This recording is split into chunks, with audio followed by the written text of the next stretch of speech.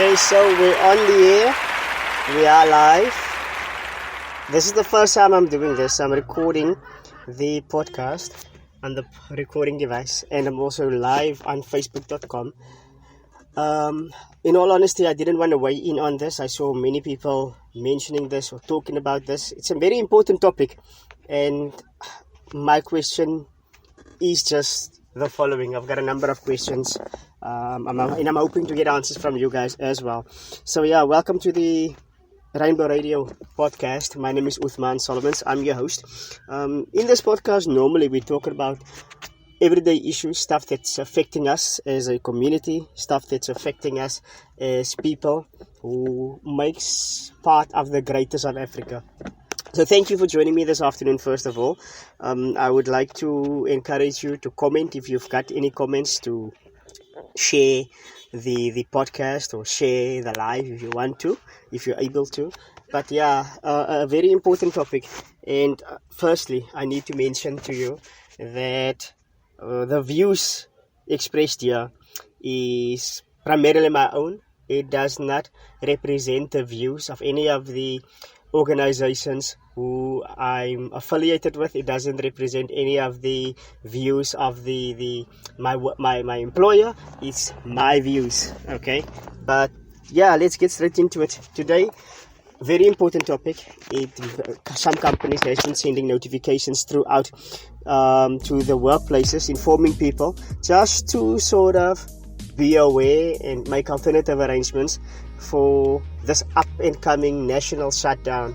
Now, a lot of people has come out and spoke against the EFF leader Julius Malema about calling for the shutdown. Last night, my wife mentioned to me about the notification that they received at their workplace in relation to the shutdown. Can you hear me? In relation to the shutdown, and for a lot of people, it came as news. They didn't know about the shutdown at all. The shutdown has been planned, I think, either late January or early February. And the shutdown is scheduled to take place this coming Monday the 20th of March 2023. And the main aim of the organizers of the shutdown, which is of course Julius Malema and his party, the Economic Freedom Fighters, is to ask government to bring load shedding to a stop. Now, load shedding is a big issue. There was a time when we as retail workers would think, wow, and that was years ago. That was like 5-6 years, if not 8 years ago, when power was off for an hour or two during the day. You think, yes, good shot. Now you can at least have a break, or you can at least do or get to do the other work that your bosses expected from you. But nowadays, load shedding is constant. You wake up in the morning and the power is off. You get to work and the power is off. You get to your lunch break, the power is off. You go to work in the afternoon or in the evening and power is off. You wake up in the middle of the night and the power is off. In fact, I thought to myself yesterday, and I told my wife this, the government, if they can do just one thing only, is los net die blerrie krag aan. Stop fiddling with the switch. I know as a kid, when you grow up, growing up as a kid at my grandmother's house, we were always told, moenie met die switches speel nie, moenie die krag, die ligte aan en afsit nie, die bloody ding gaan breek. It's like getting into your car. If I can make a simple analogy or a simple example.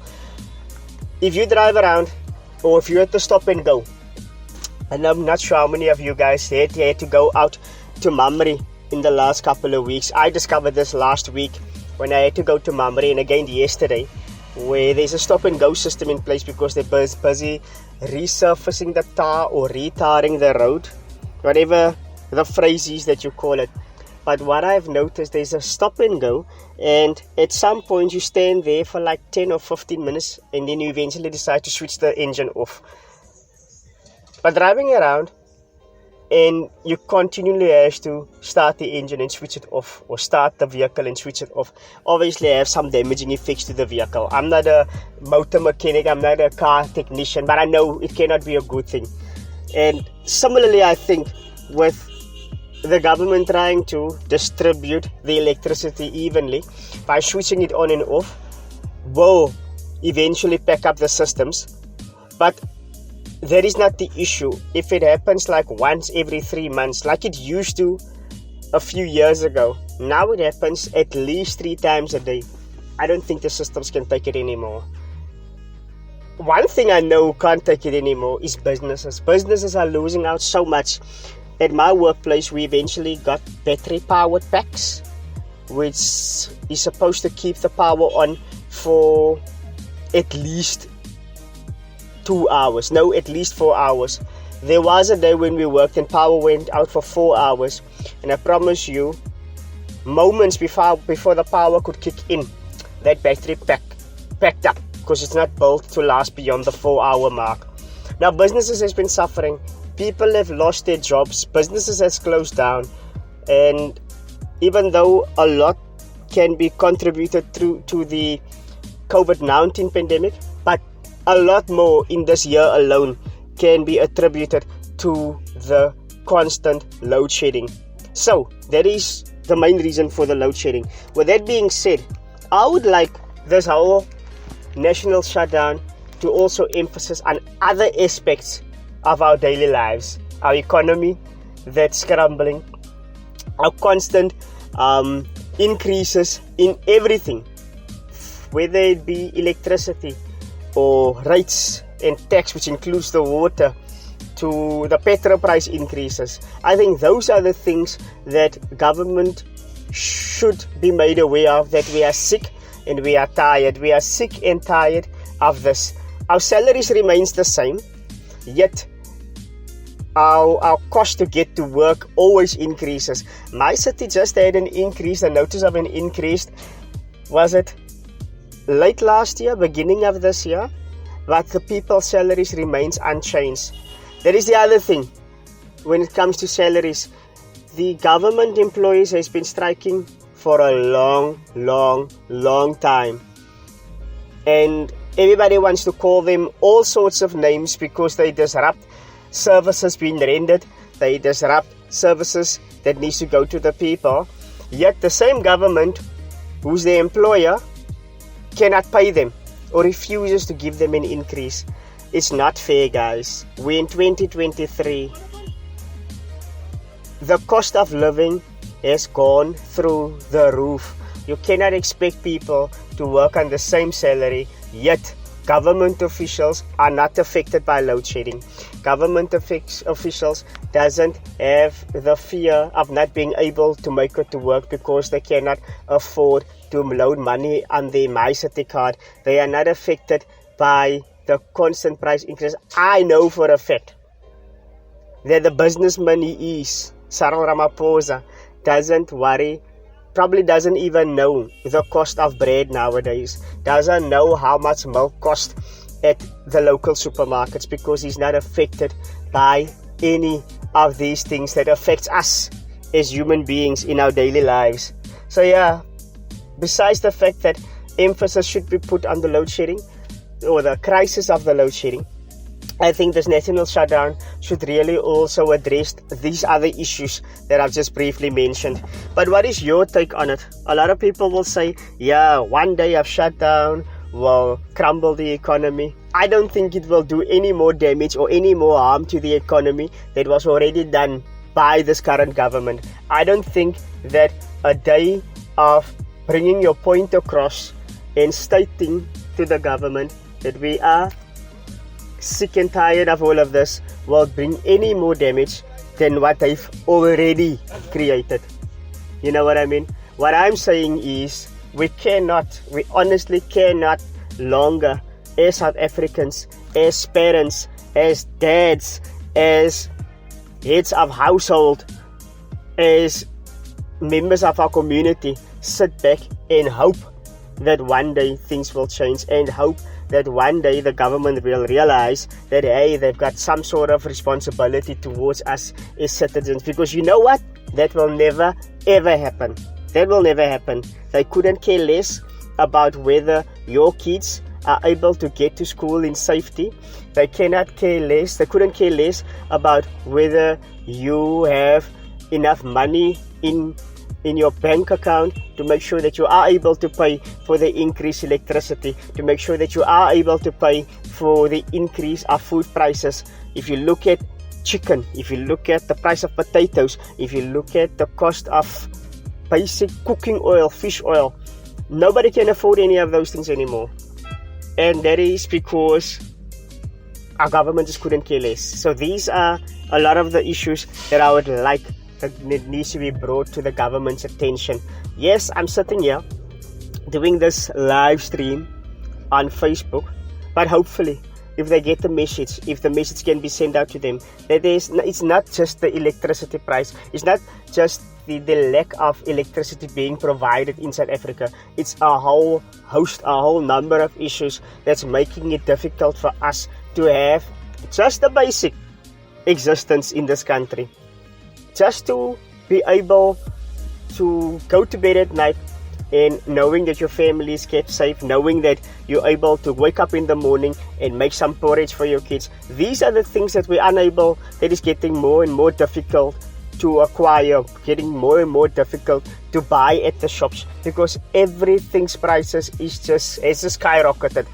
Yet we've got presidents who's sleeping under foreign currency at their gaming farms. We've got government officials who's corrupt to the core, and none of these so-called commission of inquiries like the Zondo Commission, where had all these damning findings in those reports, nothing happens to those officials who were involved, who were directly linked, who were the perpetrators in these corrupt activities that took place. So I'm tired.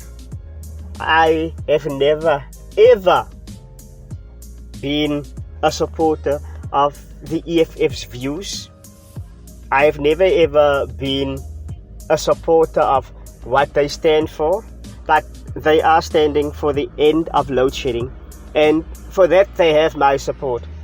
Yes, it should be extended to the end of fuel price increases. It should be extended to making basic food prices more affordable for the ordinary citizen, making food prices more affordable so that the guy who got up this morning, waited on the street corner for someone to come and give it and picking up so that they can go and have a paint job, you should be able to get his pay tonight and be able to say to his wife and his kids, guys, because I work today, I'm not able to at least have something to eat tonight. But it doesn't happen because the people are unable to pick him up because they don't have money to pay him, and if they do pick him up, they cannot afford to pay him a lot of money. That is the rippling effect that our economy is in. Ek het baie gepraat. What is your views? I'd like to know what your views are. Do you think that the national shutdown would just be another mediocre exercise? Do you think that it will not get the message across to our government, to our president, to the leaders in our country? Or do you think that change can really come from this national shutdown?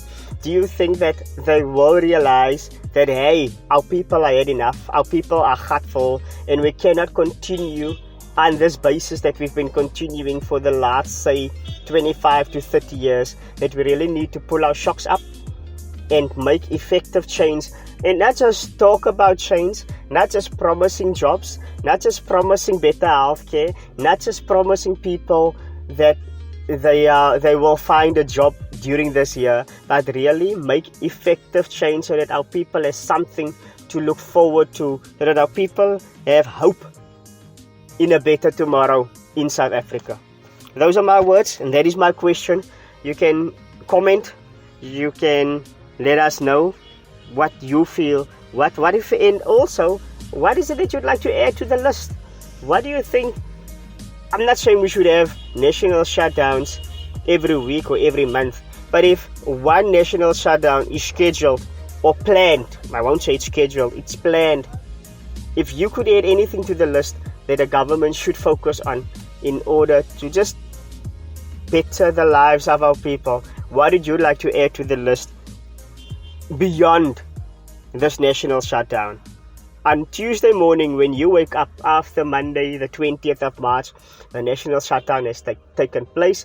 Everybody is said what they wanted to say. What is it that you would like to see change after and beyond this national shutdown? My name is Uthman Solomons for Realistic Rainbow Radio. Thank you for joining us, and we always want to hear from you. Remember, there's a WhatsApp number, and you can reach us on 084 915569. That's 084 915569. If you like this episode and found any of the information useful, please like the post. Or if you'd like to be kept up to date of future podcasts and future stories that you'd like to share, please click the subscribe button, and you will be notified as soon as the next episode is published, and you won't miss any future episodes. But until next time, boys and girls, peace.